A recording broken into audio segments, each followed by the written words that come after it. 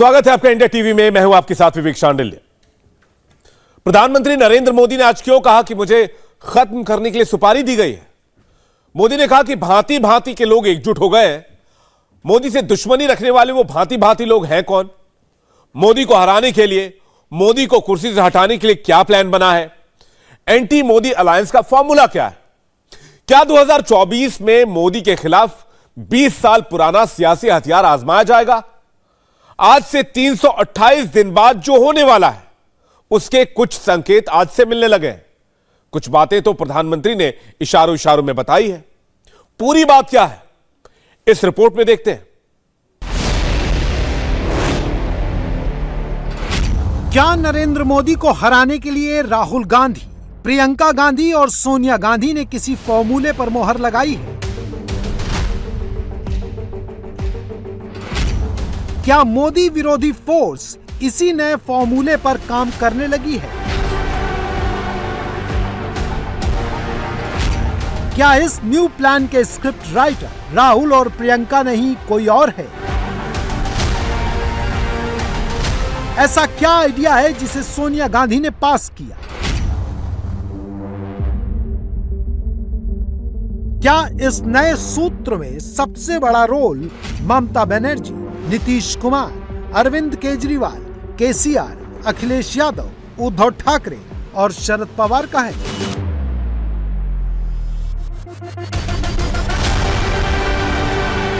क्या मोदी रोको मोर्चा ऐसी चाल चलने वाला है जिसका अंदाजा मोदी और शाह को अभी तक नहीं है, जिसका ट्रायल मोदी और शाह के जमाने में नहीं हुआ? ये एक ऐसा वार है जिससे एक बार बीजेपी की सरकार जा चुकी है। बिहार में जो आज हो रहा है, बंगाल में जो कल हुआ है, महाराष्ट्र में जो परसों हुआ है, क्या इन सब का बड़ा गहरा 2024 कनेक्शन है? बिहार अब तक जल रहा है। नीतीश कुमार के अपने गढ़ नालंदा से रामनवमी के दिन जो गड़बड़ी शुरू हुई वो बिहार के दूसरे इलाकों तक फैल चुकी है।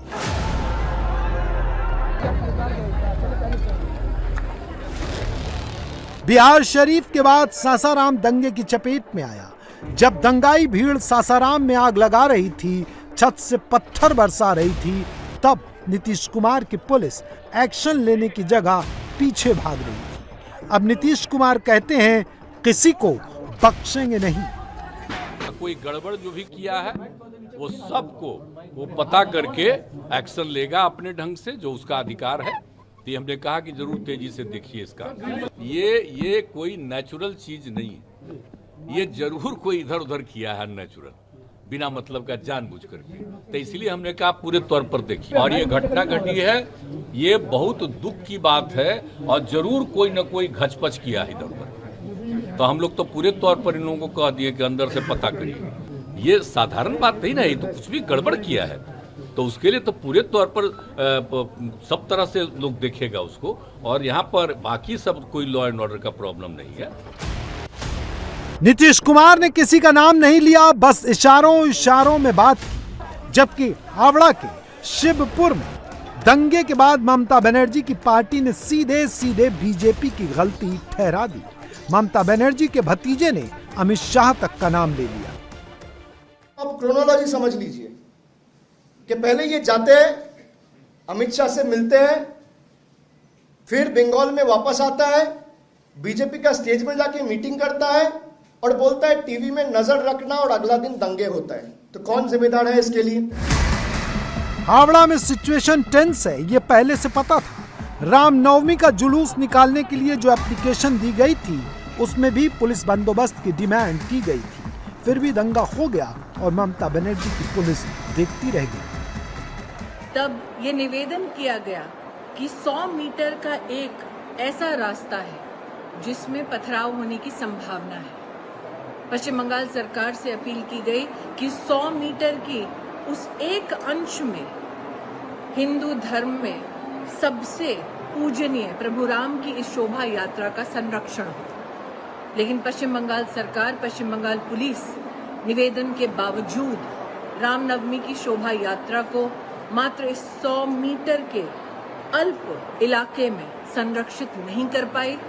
रामनवमी के पावन अवसर पर शोभा यात्रा पर पश्चिम बंगाल में हावड़ा के इलाके में पथराव हुआ। मंत्री ममता बंदोपाध्याय ने इस पथराव के बाद इंसाफ दिलाने की बजाय उन लोगों का संरक्षण किया जिन्होंने कानून को अपने हाथ में लिया, रामनवमी की शोभा यात्रा पर इस प्रकार का प्रहार किया। पश्चिम बंगाल की मुख्यमंत्री ने न सिर्फ शोभा यात्रा करने वालों पर कटाक्ष किया, शोभा यात्रा करने वालों को कटघरे में खड़ा किया, लेकिन साथ ही उन लोगों ने जिन्होंने पथराव किया शोभा यात्रा पर, रामनवमी की शोभा यात्रा पर, उनको क्लीन चिट दी। दंगा महाराष्ट्र के संभाजी नगर में भी हुआ, जहां पहले शिवसेना जीतती थी, जहां अभी ओवैसी का सांसद है। जिस शहर का नाम औरंगाबाद से बदलकर संभाजी नगर किया गया है, वहां पत्थर चले, आगजनी हुई। राज्य की स्थिति बहुत गंभीर है।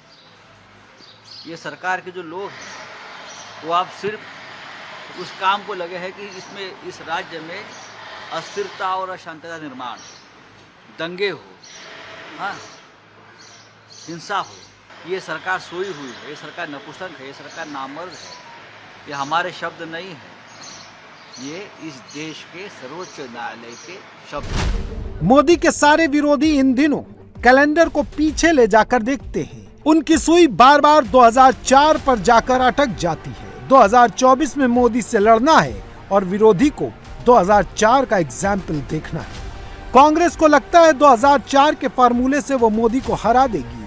2004 में कांग्रेस ने आखिर किया क्या था? 2004 में कांग्रेस ने अलायंस बनाए थे, यूपीए बाद में बना, लेकिन उससे पहले 6 दलों के साथ कांग्रेस का गठजोड़ हो गया था। ये दल थे शरद पवार की एनसीपी, केसीआर की टीआरएस जो अब बीआरएस है, करुणानिधि की डीएमके, शिबू सोरेन की जेएमएम, लालू यादव की आरजेडी और रामविलास पासवान की एलजेपी। 2004 में कांग्रेस 145 सीट जीतकर सबसे बड़ी पार्टी बनी। बीजेपी 138 पर रुक गई। तब कांग्रेस ने लेफ्ट की 59 सीट, सपा की 35 सीट और बसपा की 19 सीट के सपोर्ट से सरकार बना ली थी। मोदी से सियासी दुश्मनी रखने वाले नेता जब भी मिलते हैं 2004 के फॉर्मूले पर बात जरूर। स्टालिन और विजयन पिछले 1 महीने में 3 बार मिल चुके हैं। कांग्रेस के पॉलिटिकल एक्सपर्ट कहते हैं कि फॉर्मूला दक्षिण से ही बनेगा, लेकिन 2024 किसी भी सूरत में 2004 नहीं हो सकता। सोचिए, अगर नालंदा और सासाराम में 2004 में दंगा हुआ होता तो नीतीश कुमार क्या करते? तब वो बीजेपी के साथ मिलकर लालू यादव से लड़ते। हावड़ा में दंगा अगर 2004 में होता तो बंगाल में ममता वर्सेस लेफ्ट होता, क्योंकि तब बंगाल में बीजेपी का अस्तित्व नाम मात्र का ही था।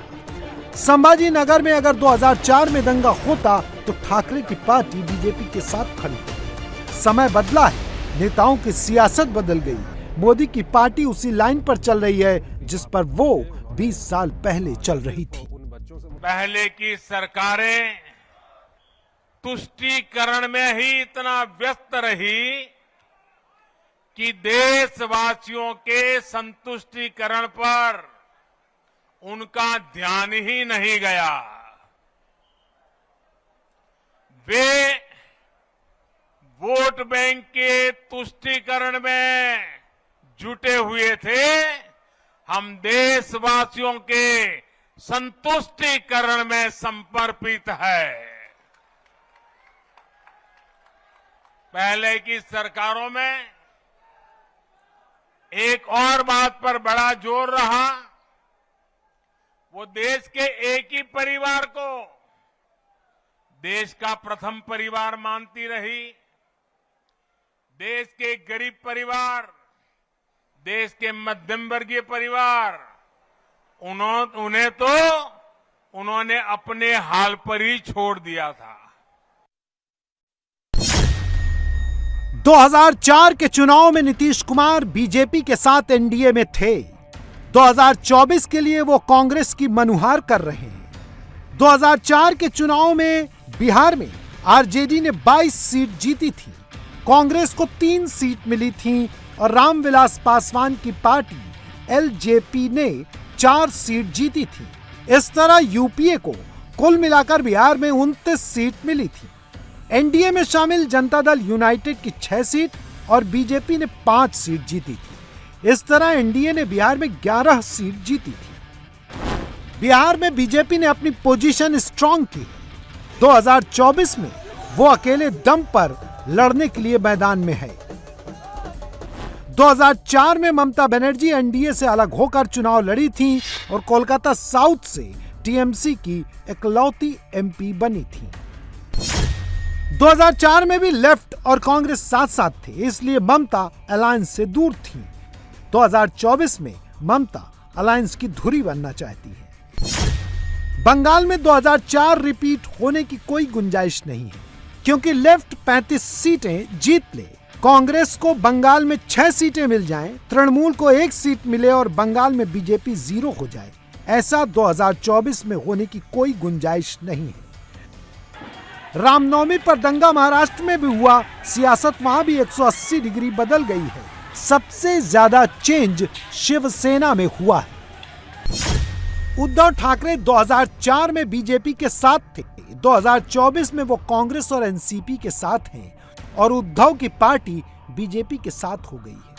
महाराष्ट्र में 20 साल पहले के चुनाव में कांग्रेस ने 13 सीटें जीती थी, एनसीपी को 9 सीट मिली थी, बीजेपी ने 13 और यूनाइटेड शिवसेना ने 12 सीट जीती थी। महाराष्ट्र की 1 सीट अन्य को मिली थी। 2004 में जब बाल ठाकरे की तूती बोलती थी, तब सावरकर के मुद्दे पर शिवसेना आकाश पाताल एक कर देती थी। आज उद्धव ठाकरे के सियासी गुरु बने शरद पवार समझाते हैं कि सावरकर कोई मुद्दा नहीं है।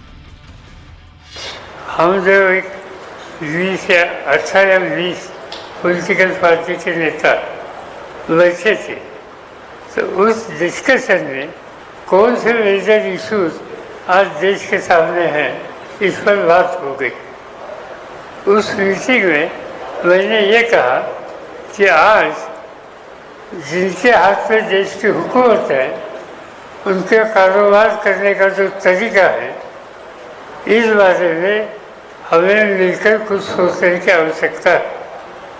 आज सावरकर ये नेशनल इशू नहीं है। मोदी विरोध के नाम पर 24 के लिए सियासी जुटान हो रहा है। मोदी कहते हैं कि सत्ता के लिए कॉन्स्पिरेसी हो रही है। समझने वाली बात यह है कि प्रधानमंत्री से कोई क्रिमिनल कॉन्स्पिरेसी नहीं होती। प्रधानमंत्री को सत्ता से हटाने की योजना, पीएम को कुर्सी से दूर करने का प्लान, प्रधानमंत्री की सीट घटाने की स्ट्रेटजी और अपनी सीट बढ़ाने की कोशिश, पॉलिटिक्स में ऐसी पॉलिटिकल कॉन्स्पिरेसी आम है। सियासत में इसे साजिश नहीं, प्रयास कहते हैं। दिक्कत तब होती है जब माहौल बिगाड़ने के लिए पत्थर चल जाते हैं, आग लगा दी जाती है, बम मार दिया जाता है या गोली चल जाती है।